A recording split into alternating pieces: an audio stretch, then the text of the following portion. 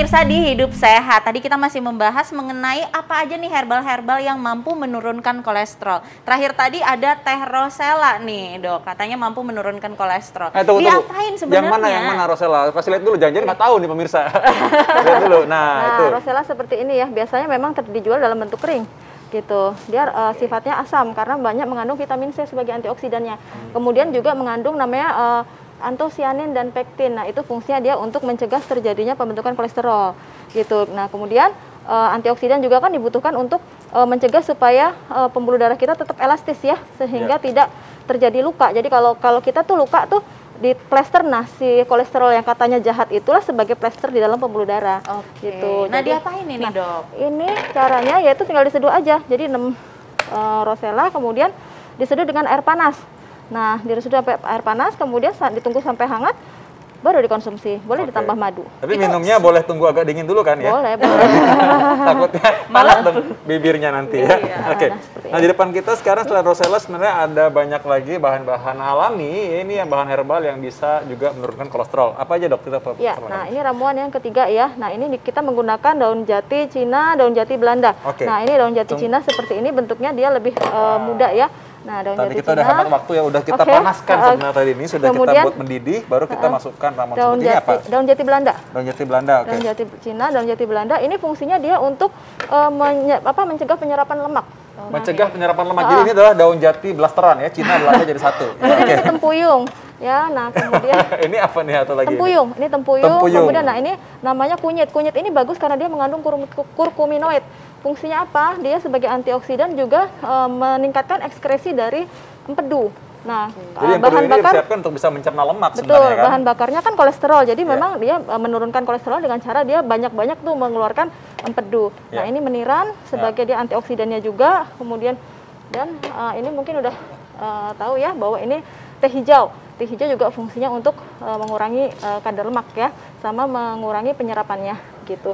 Ini dimasak dengan air 1 liter, airnya mendidih, kemudian baru dimasukkan selama 15 menit. Habis itu baru disaring, tunggu hingga hangat, diminum sehari 3 kali. Sehari 3 kali. Sambil dipanaskan bisa ya, sambil dikasih api juga ya, maksudnya tidak mengurangi. Iya, nggak apa-apa, memang harus, karena yang diambil adalah zat yang namanya alkaloid. Jadi alkaloid memang harus dalam keadaan panas ya, gitu. Dok, ini kan banyak banget nih bahan-bahannya nih, Dok. Ini airnya aja apa sama rempah-rempahnya juga nih, Dok?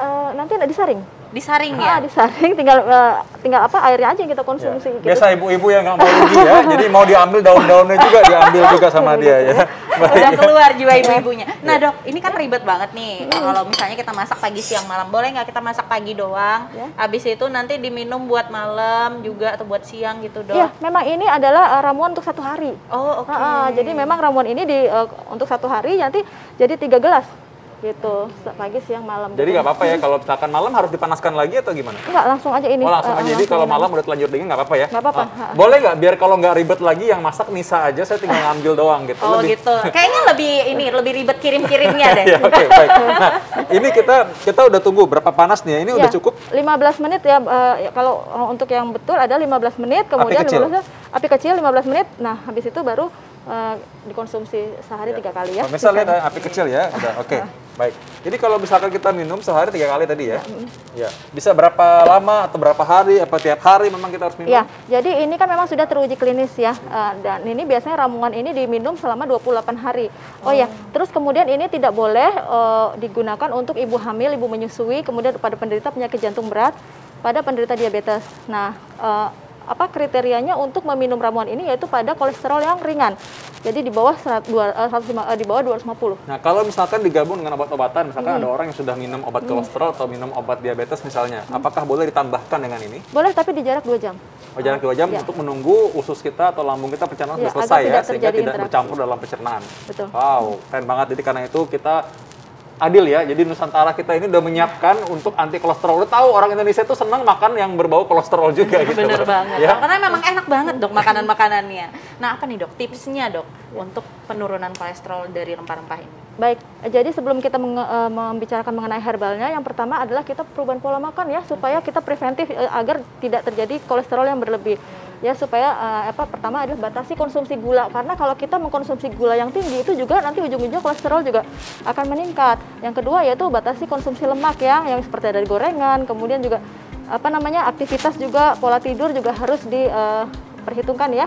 Nah kemudian tadi herbalnya yang sudah ditayangkan yaitu ada bawang putih. Untuk bawang putih ini ada kontraindikasinya, yaitu bagi penderita penyakit jantung yang minum obat pengencer darah tidak disarankan untuk mengkonsumsi bawang putih karena akan meningkatkan resiko perdarahan. Yang kedua adalah pasien yang akan menjalani operasi dan sesudah operasi 2 minggu. Itu juga tidak boleh mengkonsumsi bawang putih supaya tidak terjadi resiko perdarahan. Nantinya akan mengurangi kesembuhan nanti kalau begitu ya, nanti kan akan memperlambat. Oke, baiklah Dokter Muta, terima kasih. Ya, kita semua udah tahu bagaimana kita menjaga hari ini. Wah, banyak banget yang kita dapatkan hari ini dokter saya. Ya, kita ketemu lagi kapan nih? Besok ya?